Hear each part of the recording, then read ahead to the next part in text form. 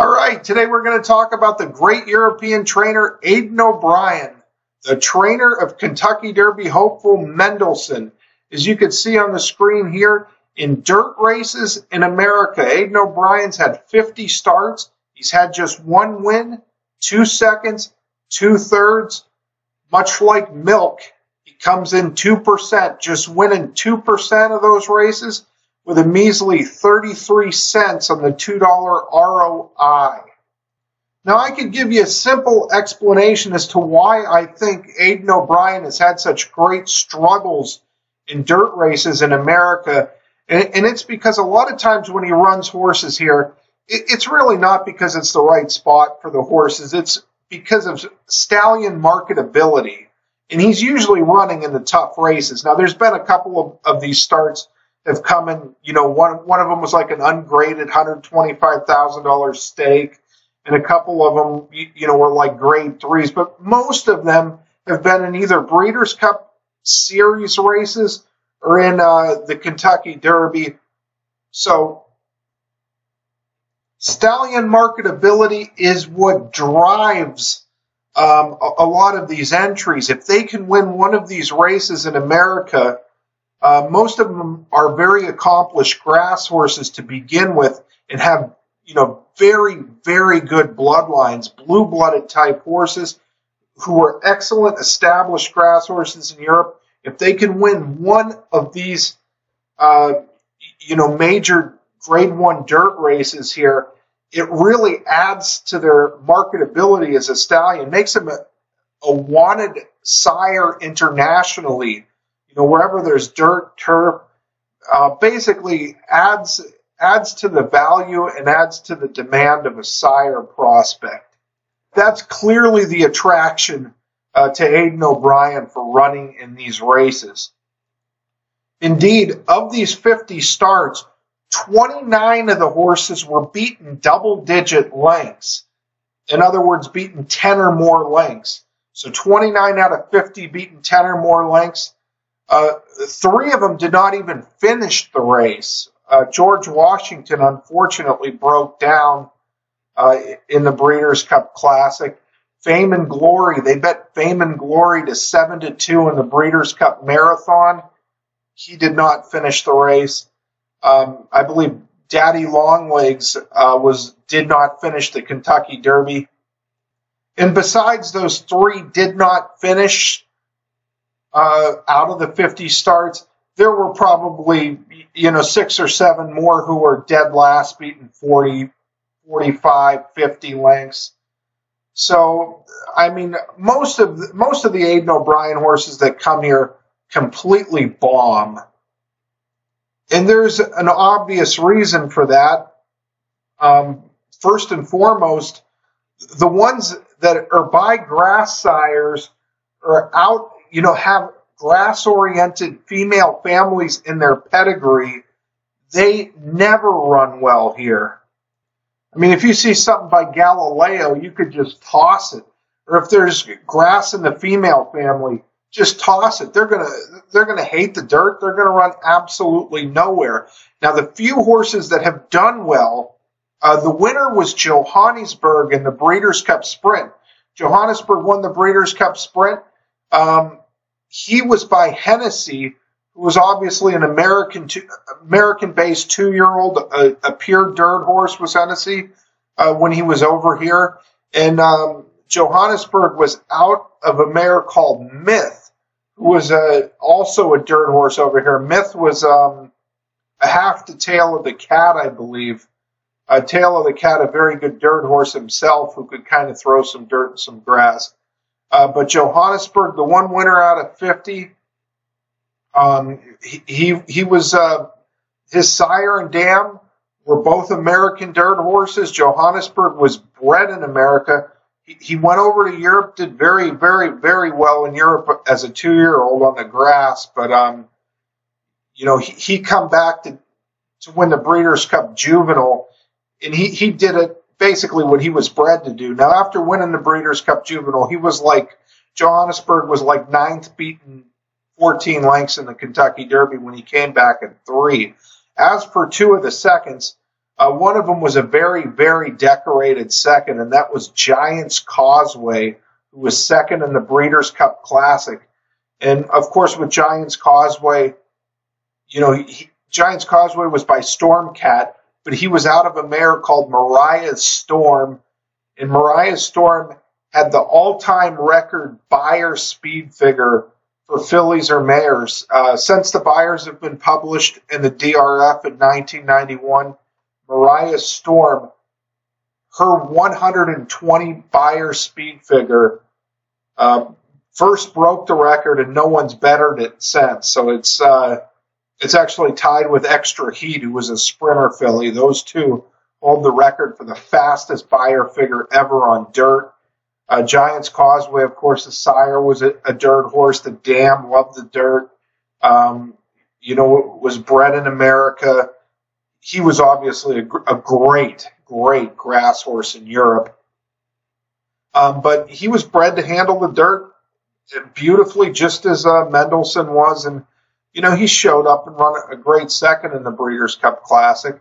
The other second was a horse named Hold That Tiger. And he was second in the 2003 Woodward, if you recall. Aidan O'Brien brought Hold That Tiger back brought him from Europe to run in the Woodward, and he run a good second, beating about 4.5 lengths. It was only a 5-horse field, second in a 5-horse field, but Hold That Tiger made a very good account of himself that day in that race. And Hold That Tiger, of course, was sired by Stormcat out of a mare who raced in America and produced Belmont Stakes winner editor's note. So you had another American-bred horse with dirt, top, bottom, and through the tail female line. Now the 2 thirds here, one of those thirds was an excellent third by a horse named Declaration of War in the 2013 Breeders' Cup Classic. Now, Declaration of War here, you can see, won the Group 1 Juddmonte International at York coming into the race. They bet him to 6-1. He was by Warfront, who obviously ran in America. But the important thing to note about Declaration of War, the dam here was Tempo West. And here are the past performances of the dam Tempo West. And you can see Bobby Frankel had her, the great trainer Bobby Frankel. But this horse was originally a Calder horse with James Bracken as the trainer. And what you want to note here is that Tempo West hated the grass. I mean, it was just clearly a better dirt horse. You see, it wins here. It wins a maiden special weight here for James Bracken training. Got a 91 Briz figure. The fast figure, you've got a filly by Rahiata Gone West. This is a kind of horse that, Bobby Frankel loved to make with private purchases. You see, the horse ran without Lasix. It has a big pedigree. They only paid $25,000 for it. Won its maiden with a nice figure. Bobby Frankel would buy these horses privately and just do tremendous work with them. Anyway, Frankel tries to enter the horse on grass. The race gets reined off the grass, and first time for Bobby Frankel, it runs 103 Briz figure. Runs an excellent race. Second beaten only a quarter length to Risk Averse, who was a great grass horse, by the way, was Risk Averse. But you see Tempo West, she loved the dirt. She run a big race there. Finally, they get her on the grass at Santa Anita. She's bet to even money. It's Frankel in a turf race, and she, gets beat. Third beaten 2 lengths. Now, Farda Amiga and Ile de France were both very good horses. Farda Amiga, won the Kentucky Oaks, but neither one were, they weren't necessarily grass horses. So it's back to the dirt. Frankel usually learns his lesson. Back to the dirt. Horse runs a big number, second beaten ahead at Keeneland. They try it one more time on turf in the Sands Point. You see Risk Averse won that day. That was the horse that Tempo West was right there with on the dirt. But Tempo West run a terrible race, 11th beaten 22, and that was the end of it on grass. Frankel couldn't go back to the well again there. You see Jorge Chavez riding her, and she basically won an allowance race to end her career. But you see her lifetime record on fast dirt: 7 starts, 3 wins, 2 seconds, 2/3. So 3 for 7, 7 for 7 in the try. On the wet track, she run her best figure of 103, the wet dirt track. On the grass, she didn't do quite as well. That is what you want to see with when you look in the pedigree of these Aidan O'Brien horses that come over. Back to declaration of war here. You want to see a dam who was better on the dirt than the turf. So, this horse obviously takes the synthetic, wins by 3, wins by 8. Very promising horse on synthetic. 3 for 3 on synthetic. Actually won a 1.25 mile group stake. But, I mean, he was also a very good grass horse. He won the Queen Anne Group 1. Second in a Group 1, third in a Group 1, fourth in a Group 1, always right there. And then wins the Juddmonte International Group 1. So 2 Group 1 wins on the grass, and the dam, strongly preferred the dirt to the grass. That means, the horse should, in theory, move up on the dirt, and you don't see that too often with these O'Brien horses. But when you do, that's the rare time that they don't bomb in these races. I mean, this horse ran a phenomenal race, 3rd beaten ahead. But whenever you see European horses in the pedigree, if you see a Galileo in the pedigree or Danehill or names like that, run for your life. They're going to hate the dirt. And the one thing I'll say that's really in Mendelssohn's corner, he's got just beautiful breeding for dirt. He's sired by Scat Daddy, who did not run well at all in the Kentucky Derby. But Scat Daddy, I mean, he gets excellent horses on any surface. Obviously, a phenomenal turf stallion. He'll get synthetic horses, and he definitely gets dirt horses too. You see, Justify is also sired by Scat Daddy, and obviously in Mendelssohn's case, you've got Beholder, you've got Into Mischief. So he's a half sibling to horses who, were just freaks, absolute freaks on the dirt. Well, Beholder was a freak on the dirt anyway. Into Mischief was on the West Coast in a time when all the main tracks were synthetics, but he's the sire of Audible, who won the Florida Derby. Into Mischief certainly gets dirt horses as a sire. So there are some things about Mendelssohn that does not completely disqualify him. I mean, the record's not good with horses that fit the criteria I told you, but it's not real bad. I mean, it might be like, 16-1-2-2, where the other ones are 0 for 34, like 34, no wins, no seconds, no thirds, with anything with turf influence in the pedigree. I mean, when you wash out the horses that have grass anywhere in the pedigree and just look for dirt-oriented pedigrees, this record begins to look a lot less ugly. With that said, I'll end this video by reading to you the 50 horses that make up this stat, when they ran on the dirt, where they ran on the dirt, how they performed. We'll go out that way now. In the 2017 Breeders' Cup Classic at Del Mar, Aidan O'Brien brought over War Decree and Churchill. Churchill runs 7th in the Classic, beaten a long way. War Decree was 9th, beaten a long way. He ran U.S. Navy Flag in the Breeders' Cup Juvenile. U.S. Navy Flag was actually bet to like 7 or 8 to 1 in the race. Anyway, U.S. Navy Flag finished 10th, beaten 30 lengths. So Aidan O'Brien was 0 for 3 in last year's Breeders' Cup as far as dirt races went. In 2015, he ran Glen Eagles in the Breeders' Cup Classic. Glen Eagles was a distant 8th.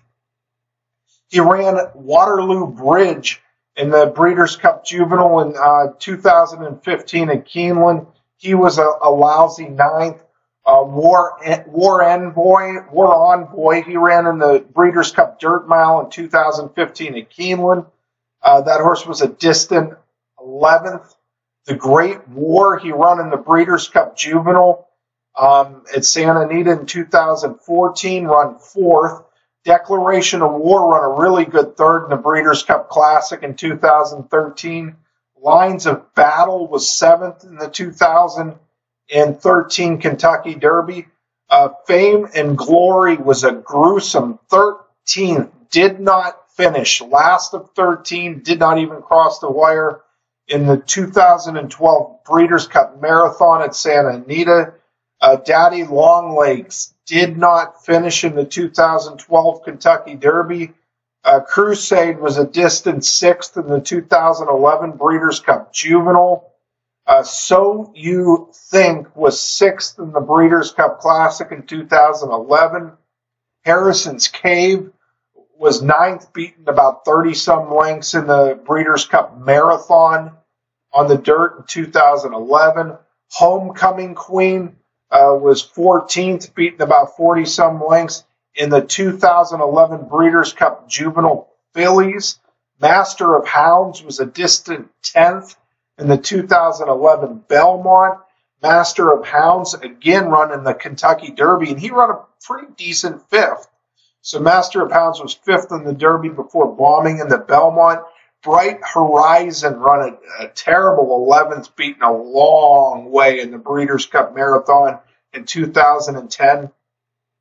A horse named Steinbeck runs 6th in the 2010 Jim Dandy for Aidan O'Brien. The 2007 Breeders' Cup Classic, unfortunately, that was the race George Washington broke down.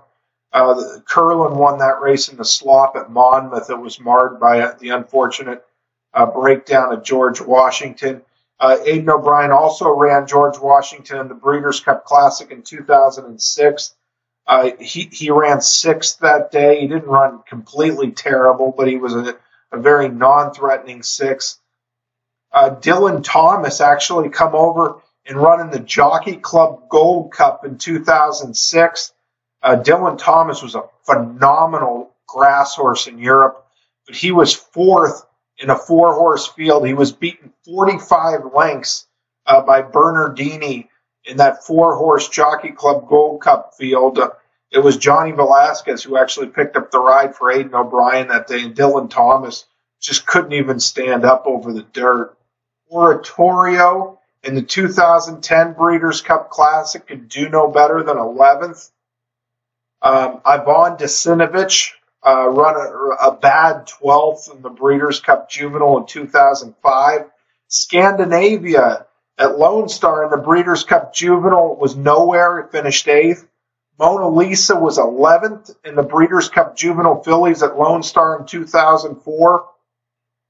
Hold That Tiger was 5th in the 2003 Breeders' Cup Classic at Santa Anita.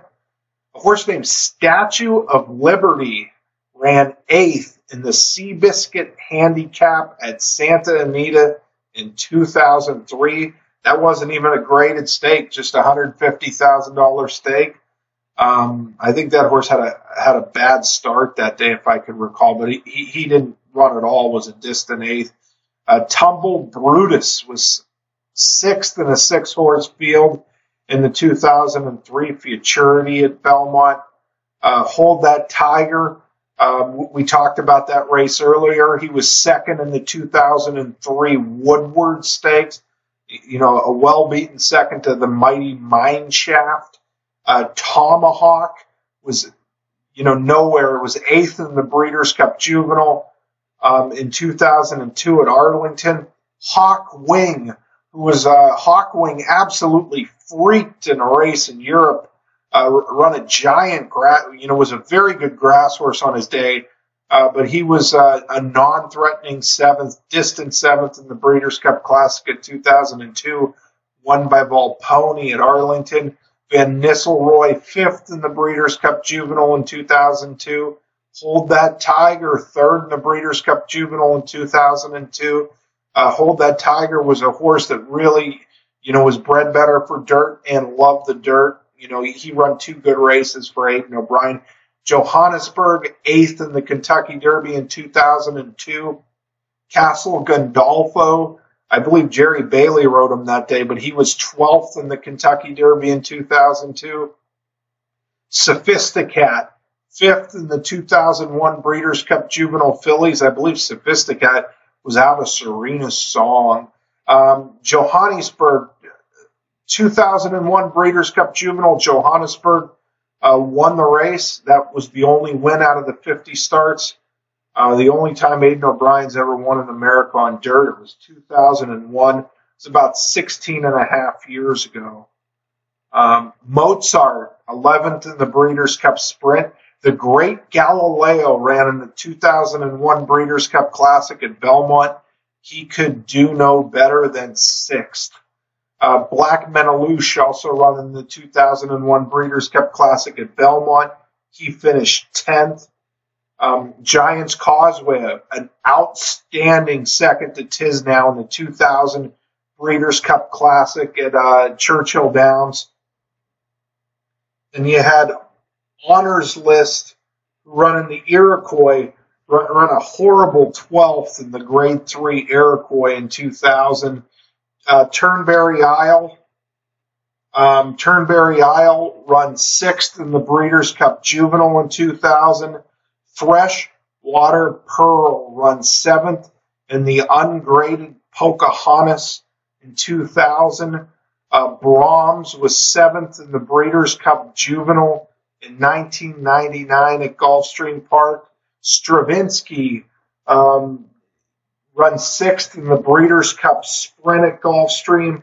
And you also had Mull Warrior Queen running the Breeders' Cup Juvenile Fillies at Gulfstream, didn't get nothing. And Mull of Kintyre was kind of a sneaky good 4th in the 1999 Breeders' Cup Juvenile at Gulfstream. That was 50 horses if you were counting. Only one of them won, Johannesburg. You had 2 seconds in there. One of them was a very good second in Giants Causeway. The other was Hold That Tiger running second, a distant second in a 5-horse field. 2/3. One of them was an excellent third it was in the Breeders' Cup Classic with Declaration of War. The other third was Hold That Tiger again, running a distant third in the Breeders' Cup Juvenile. So 1 for 50, just like Milk, comes in 2%. But Aidan O'Brien's certainly a great trainer. You can make what you want with this stat. The one thing to really note is when he brings over anything with grass in the pedigree, run for your life away from the horse. Just throw the horse out. The horse is probably gonna get beat so far you couldn't find it with a search warrant. I wouldn't say this stat is a big knock on Mendelssohn for the simple fact that Mendelssohn has what you're looking for in an Aidan O'Brien chipper, and that is just clear-cut dirt everywhere you look. Top, bottom, and tail female line. Those are the 3 important places to look in a pedigree. Mendelssohn has it, but we do have to point out Aidan O'Brien just 1 for 50 with dirt starters in America. I see people trying to, make their case for Mendelssohn. Well, it's Aidan O'Brien,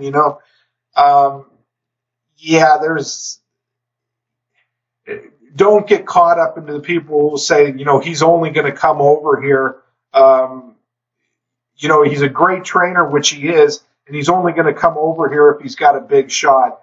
No. If Mendelssohn were to win the Kentucky Derby, it would do unbelievable things to his value as a stud.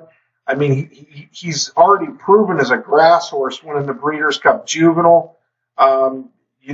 Would make international appeal with his pedigree.